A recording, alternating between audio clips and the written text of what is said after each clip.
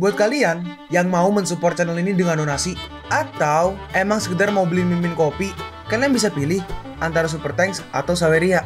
Gue sih nggak masalah kalian pilih yang mana. Cuma kalau bisa, lewat Saweria aja. Soalnya kalau YouTube, potongannya gede, 30%. Kalau Saweria, cuma 5%. Untuk link Saweria, kalian bisa klik aja di atas kanan nih. Atau bisa cek di kolom deskripsi. Tapi kalau mau support, nggak harus donasi kok. Dengan kalian nonton sampai habis, dan memberikan like pada video ini, itu udah ngebantu banget buat support channel ini. Oh iya, kalian juga bisa join nih ke grup Telegram komunitas cerita manhwa yang baru. Untuk linknya, gue tampilin di layar ya. Tapi kalau malas ngetik, cek aja kolom deskripsi. Di sana, kalian bisa sharing nih topik seputar manhwa dan kawan-kawan, dan juga ketemu teman baru. Kalau mau info terbaru dari Mimin, misalnya upload kapan atau misalnya ada telat upload, Mimin pasti akan langsung infokan di Telegram. Makanya, jangan lupa join ya. Gak perlu berlama-lama lagi, kita mulai aja ceritanya. Halo guys, Sabik di sini, dan sebelum mulai ceritanya, gue mau ngumumin nih kalau Mimin sekarang ngadain giveaway. Mimin mau giveaway satu buah HP baru saat nanti udah menyentuh 50.000 subscriber. Untuk ikut atau berpartisipasi ada beberapa syaratnya nih, tapi simple banget. Syarat dan ketentuannya kalian bisa lihat nih di Instagram Mimin. Instagram Mimin tuh nih, Mimin tulis nih HP Sabik 12, atau kalian bisa lihat aja nih di link di deskripsi, udah Mimin cantumin di bawah. Di Instagram Mimin itu ada postingan dengan logo cerita manhwa. Nah, di sana kalian bisa lihat tuh syarat dan ketentuannya. Gak susah kok, syaratnya simple banget. Gak pakai ribet, gak pakai susah. 2 menit selesai. Pemenangnya akan Mimin umumin saat udah menyentuh 50.000 subscriber. Tunggu apa lagi? Makanya yuk, buruan subscribe biar cepet-cepet giveaway-nya. Nanti bakal ada giveaway terus kok, tenang aja. Oke, segitu aja. Kita lanjut ke ceritanya. Pak, kita gak segera bertemu dengannya kan? Yang aku maksud adalah hidup dan secara pribadi. Luli merespon, aku udah bilang untuk tetap di dekatku. Aku tidak ingin melihat fosilmu ketika aku kembali ke garis waktu kita yang asli. Baik pak, karena kau sangat rajin. Ayo pergi dan kunjungi ilmuwan legendaris ini. Sekarang kita pergi nih ke saintis tadi nih, ilmuwan tadi yang udah samperin. Dia ada di kamarnya lagi nulis-nulis. Ini nggak bekerja, mungkin rumusnya salah, tapi seharusnya enggak. Membingungkan. Apa aku harus mengulang semuanya? Aku sudah membuang banyak waktu. Mari kita tinjau langkah-langkah penting. Mungkin masih bisa diperbaiki. Lalu Luli dan juga Yuki muncul di sana. Sejauh ini nggak ada masalah. Langkah ini juga nggak ada yang salah. Bagus, selanjutnya. Nah, di sini masalahnya. Astaga. Untung aja aku nggak perlu mengulanginya. Yuki berkata, halo, hei pak, kita diabaikan. Luli merespon, ini adalah pertama kalinya hal ini terjadi. Katanya orang ini terkenal karena konsentrasinya saat belajar. Tapi aku tidak menyangka akan sampai sejauh ini. Kenapa semua orang yang aku cari sangat aneh? Tiba-tiba kalian yang di belakang, berhentilah berbicara. Gak peduli apakah kalian vampir atau roh, jangan menggangguku. Tunggu sampai aku menyelesaikan perhitungan ini. Baiklah. Pak, mari kita tunggu sebentar lagi. Hah, kenapa? Tiba-tiba masih bicara. Sialan. Dalam hati Luli, ada apa dengan tipe kepribadian seperti ini? Aku ingin tahu apa yang akan terjadi setelah aku merekrutnya. Ini pasti akan menjadi sulit. Yuki berbisik, haruskah kita menunggunya seperti ini? Terus Luli mempercepat waktunya nih, dan sampai selesai langsung. Jadi biar cepat kerjanya. Mantap. Hari ini lebih melelahkan dari biasanya. Aku rasa sudah waktunya untuk sarapan. Kenapa masih pukul 1? Tapi rasanya seperti satu malam penuh telah berlalu. Seharusnya mustahil untuk melakukannya secepat ini. Kalian? Siapa kalian? Haha, kau tepat sekali. Kalau kau menghitung waktu secara normal, satu malam penuh berlalu begitu aja. Apa? Monsieur Ampere, apa yang dimaksud bosku? Oh, aku ingat, kalian adalah roh-roh jahat. Astaga, roh-roh jahat lah menguasai rumahku. Monsieur Ampere. Tolong tenang, kami tidak punya maksud buruk. Iblis, vampir, apapun kalian, jangan mendekat. Dia ngambil tinta, terus dilempar ke arah Luli. Tapi Luli langsung memberhentikannya dan berhenti di udara. Itu berhenti di udara. Apakah kau Cronus? Kenapa kau datang mencariku? BTW dalam mitologi Yunani ya, Cronus adalah raja para titan dan dewa waktu. Aku bukan dewa yang dibuat-buat. Aku adalah seorang pedagang yang mengembara di sungai waktu. Dan aku sudah pergi ke masa lalu hanya untukmu. Hah? Aku? Kenapa? Yuki lanjut nih. Monsieur Ampere, ini adalah undangan dari masa depan. Sebuah undangan dari masa depan? depan. Yuki menjelaskan, bosku mengatakan bahwa semangat akademis dan kecerdasanmu sangat mengagumkan. Kalau kau bisa mencapai umur panjang, kau akan dapat memberikan kontribusi yang tak terhitung jumlahnya kepada komunitas ilmiah. Hah? Aku? Tapi aku hanya seorang dosen matematika yang tidak punya nama. Aku bahkan gak bisa menginjakan kaki melewati gerbang akademi kerajaan. Selain itu, seseorang harus memiliki latar belakang tertentu untuk menjadi seorang cendekiawan kerajaan. Sungguh, hal ini benar-benar menurunkan semangat juang seseorang. Luli berkata. Dia sama sekali mengabaikan fakta bahwa dia bisa mendapatkan umur panjang. Yuki menambahkan, sungguh cara berpikir yang pesimis. Yuki berkata nih ke siapa? Ampere, kau harus percaya diri. Dari apa yang aku tahu, masa depanmu tidak terbatas pada hal ini. Hah? Jadi apa kau mengatakan bahwa kau tahu kalau aku akan menjadi ahli matematika yang hebat di masa depan? Yuki menjelaskan, yang dimaksud bosku adalah pencapaian terbesarmu tidak terbatas di tempat ini. Maksudmu apa? Lihat aja sendiri. Terus dicetak terus kelihatan ya di sini. Hah, ini adalah sampai jadi gedung, jadi pesawat, jadi HP. Hah, dewa, adegan-adegan ini, semua adegan ini berasal dari masa depan. Dan ini juga akan menjadi tempat di mana bakatmu benar-benar bersinar. Masa depan sungguh luar biasa. Selain itu, kau bukanlah satu-satunya orang yang diundang oleh kami. Bayangkan dirimu sendiri bekerja berdampingan dengan para pemikir paling cemerlang dalam sejarah, para pendahulu matematika. Hal ini seharusnya dapat memotivasimu, benar bukan? Aku bisa bekerja sama dengan para pendahulu matematika dari ribuan tahun yang lalu. Benar, tentu saja, selama kau bersedia, semua ini dimungkinkan. Jadi, apakah kau bersedia untuk bergabung dengan kami? Hah? Apa kau bercanda? Apa kau mengatakan aku bisa melihat orang-orang dari masa lalu di masa depan? Maka aku akan menjadi orang yang bodoh jika aku menolak tawaran ini. Pilihan yang bagus. Bosku sekarang akan memberimu umur 200 tahun dan orang lain akan datang menemukanmu di masa depan. Namun, sebelum hal itu terjadi, cobalah yang terbaik untuk memanfaatkan 200 tahun ini sebaik mungkin. Gak perlu bersikap sopan. Ini adalah bagian dari tunjangan karyawan. Hah, 200 tahun. Terus akhirnya dikasih nama Andre Marie Ampere. Oke, Andre Marie Ampere. Umur 22, remaining time 38 tahun. Terus nikmati waktumu. Akhirnya ditambahin. Dan tapi di sini, ini adalah ternyata nggak 200 tahun guys. Pas ditambahin cuma nambah 2 tahun. Entah kenapa. Dan melihat itu, Luli kaget. Dalam hati Luli, 2 tahun. Bagaimana mungkin hanya 2 tahun? Orang ini ada sesuatu yang membuatnya tidak bisa menerima waktuku. Aduh, kepalaku sakit sekali. Jangan bilang apakah dia bukan orang sungguhan. Enggak. Apakah ada hal lain yang menghentikanku untuk memberinya waktu? Ini adalah pertama kalinya hal ini terjadi. Tapi apa yang menghentikanku? Bagaimana mungkin aku tidak mampu bersaing dengannya? Terus tiba-tiba, ini apa yang terjadi? Hei, apa kau baik-baik aja? Dan di sini si Ampere seperti kesetrum ya, nggak tahu ya, mungkin dengan kekuatan waktu ya. Yuki, jangan sentuh dia. Ada yang nggak beres setelah aku menggunakan kekuatan waktu padanya. Aku khawatir akan ada reaksi balik. Reaksi balik? Pasti arus listrik aneh itu yang menghalangi kekuatanku. Kau hanyalah orang biasa. Kau terlalu lemah untuk menahannya. Jika itu menghisapmu, aku takut. Dalam hati Luli, tahan, orang biasa. Ada gunung yang tinggi dan pendek. Seperti halnya ada orang yang biasa dan ada orang yang luar biasa. Ampere telah memberikan kontribusi yang cukup signifikan dalam sejarah manusia. Dia adalah bapak pendiri teori elektromagnetisme. Kau bahkan bisa mengatakan bahwa semua penelitian tentang listrik dibangun di atas penemuan Ampere. Kontribusinya terhadap masyarakat sangat luar biasa. Tentu saja, ada orang lain yang berkontribusi pada pembagian bidang ini. Tapi, jika kita berbicara tentang tingkat kepentingan, Ampere adalah seseorang yang bisa disebut sebagai seorang Grandmaster, bagian integral dari peradaban manusia yang kita kenal. Yuki bertanya, "Pak, apa yang harus kita lakukan?" Tapi di sini ternyata si Ampere nggak kesakitan sama sekali, dan Luli mencoba untuk menambahkan umurnya lagi nih. Tapi di sini skillnya mental tuh, kayak ada shieldnya yang menghalangi. Dalam hati Luli, ini benar-benar tidak memungkinkanku untuk melewatinya. Sepertinya jika aku ingin merekrut seseorang dengan level tinggi, aku harus membayar harga yang lebih mahal lagi. Apa yang terjadi? Aku sudah mengerti sekarang. Yuki bertanya, "Pak, apa-apa? Pak, apakah mungkin dia hantu?" Luli berkata, "Tenang, idolamu tidak akan mokat. Itu hanya karena pihak lain tidak puas dengan harga yang aku bayarkan." Sisi lain, siapa pihak lain? Hukum waktu. Dalam hati Ampere, bahasa apa yang mereka gunakan? Aku memiliki firasat yang buruk tentang hal ini. Jelas, Ampere berada di level yang sama sekali berbeda dibandingkan dengan talenta yang telah kami rekrut sejauh ini. Sehingga hukum waktu cukup enggan untuk membiarkannya hidup. Segala sesuatunya akan sedikit merepotkan sekarang. Hukum waktu mencoba menghentikan kita. Daripada menghentikan, akan lebih tepat jika dikatakan bahwa aku dan hukum waktu keduanya bersaing untuk mendapatkan Ampere dalam sebuah tanda kutip lelang. Itu bagus juga.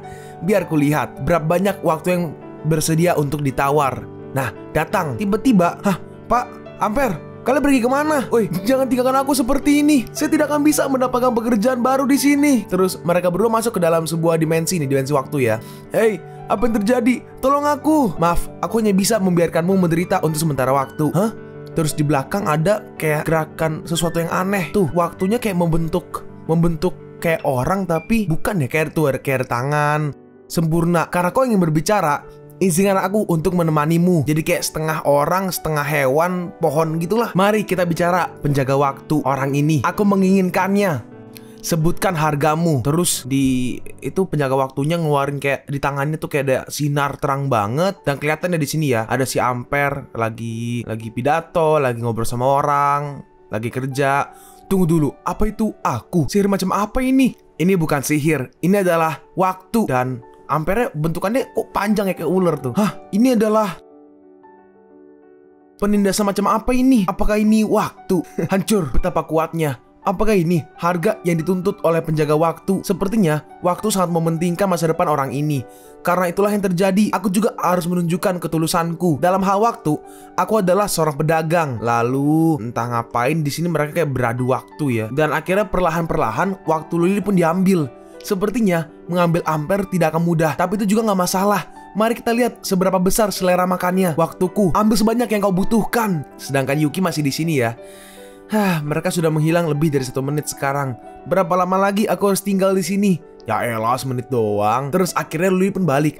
"Pak, kau kembali. Aku memiliki pengalaman yang cukup mistis. Tapi Ampere, selama 200 tahun masa hidupnya, aku harus membayar beberapa ratus ribu tahun." "Hah? Beberapa ratus ribu? Bukankah itu merupakan kerugian yang sangat besar? Bukankah itu terlalu berlebihan?" Luli menjawab, "Tidak apa-apa, memperlakukannya sebagai investasi. Meskipun begitu, ayo kita pergi sekarang, Yuki." Yuki merespon, "Hei, apakah kita sudah mau berangkat? Jika kita pergi tanpa mengatakan apa-apa, bagaimana jika dia mengira bahwa semua itu hanyalah mimpi ketika dia bangun?" "Tidak apa-apa. Bagaimanapun juga, waktu adalah bukti terbesar kita." "Pak, kita mau kemana sekarang?" "Kita tentu saja dapat menyimpulkan satu hal melalui pengalaman kita sebelumnya. Semakin besar pengaruh seseorang dalam perjalanan sejarah, semakin tinggi pula biaya yang harus dikeluarkan untuk meningkatkan umurnya. Nilai mereka bahkan tidak dapat dibandingkan dengan yang lain. Meskipun angka ini terlihat terlalu menakutkan, pasti tidak akan cukup untuk menempatkan penjaga waktu." "Yuki, siapa lagi yang awalnya kita targetkan?" "Oh, biar kulihat. Aku memilikinya di sini, di catatanku." Nah, ahli arus bolak-balik Faraday, ahli kimia Dmitri Ivanovich, ahli elektromagnetis Orsted. Mereka semua adalah raksasa yang dapat mempengaruhi perkembangan peradaban.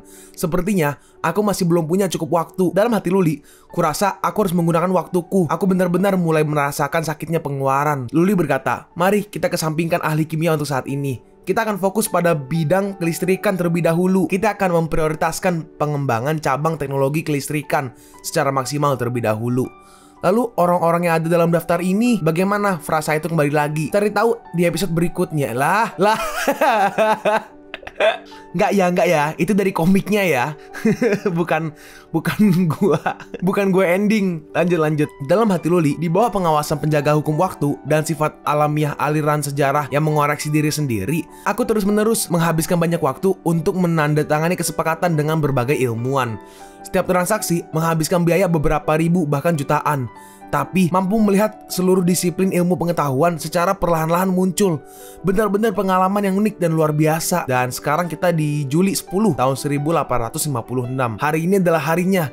Ilmuwan terakhir dari perjalanan kita. Hari ini akan lahir. Dan di sini dalam sebuah kereta ya, kereta kuda lah kalau nggak salah. Di sini ada yang lagi mau melahirkan. Si suami berkata, "Juga, kau harus bertahan. Kita akan segera sampai di rumah sakit. Kau sudah melalui 3 persaingan sebelumnya.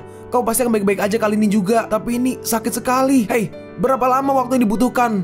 Istriku udah nggak bisa menahannya ini." "Tapi Pak, aku sudah melaju secepat mungkin." Terus di sini akhirnya Luli, aduh motor brong lagi. Terus ini Yuki ada lagi ngeliatin ya. Sebelah sana, itu pasti ibu dari target. "Pak, kau pasti juga harus melihatnya." Pintu masuk dari tokoh-tokoh penting selalu penuh dengan drama.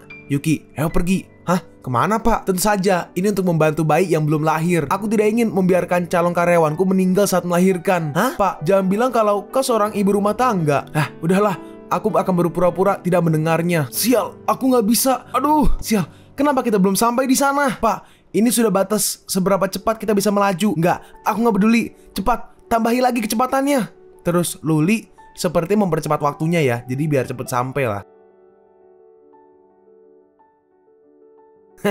Sama-sama nak. Dan mereka pun pergi ke sebuah lorong di mana ini lorong rumah sakit harusnya ya. Dan karena masih melahirkan kan jadi pada teriak. Teriakannya sangat menyedihkan. Dia tidak akan tiba-tiba gagal melahirkan dan menulis ulang sejarah kan? Santai. Bukankah sudah kukatakan semua hal yang akan terjadi telah tertulis dalam sejarah. Ibu dan anak akan baik-baik aja. Ambilkan air panas. Cepat. Awas, air panas. Ada pepatah mengatakan langit akan menurunkan misi besar kepada manusia. Namun bagi seseorang yang namanya ditakdirkan untuk diabadikan dalam sejarah, mungkin waktu bersedia memberi jalan pintas. Dan akhirnya bayinya telah lahir. Itu adalah laki-laki. Syukurlah, apa istriku baik-baik aja? Susternya menjawab, iya, ikuti aku. Kau benar sekali pak. Sudah ditakdirkan bagi mereka berdua untuk baik-baik aja. Ya udah, pergi. Kemana pak? Memeriksa karyawan kita. Terus di sini anaknya, baru lahir udah ada rambut ya. Syukurlah kau baik-baik aja.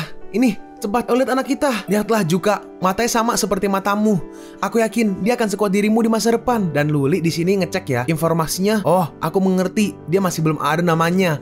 Di sini umur 5 menit, remaining time 86 tahun. Dan di sini nama belum ada ya, karena kan belum kasih nama kan. Terus dua suster datang. Bapak, ibu, sesuai peraturan, bisakah sang memberikan nama kepada putranya? Aku harus memanggilmu dengan sebutan apa? Louis, Garrett, Michael. Michael kah? Michael, yap, mari kita panggil kamu Michael. Pak, namanya sepertinya nggak cocok dengan nama orang itu. Apakah kita mungkin mendapatkan orang yang salah? Tidak, nama bayi yang baru lahir belum diputuskan. Yuki, sekarang giliranmu. Terus Yuki masuk ke dalam cepat banget ya. Jadi orang masih pada diem. Lalu Yuki membisikannya ke istrinya. Nicola.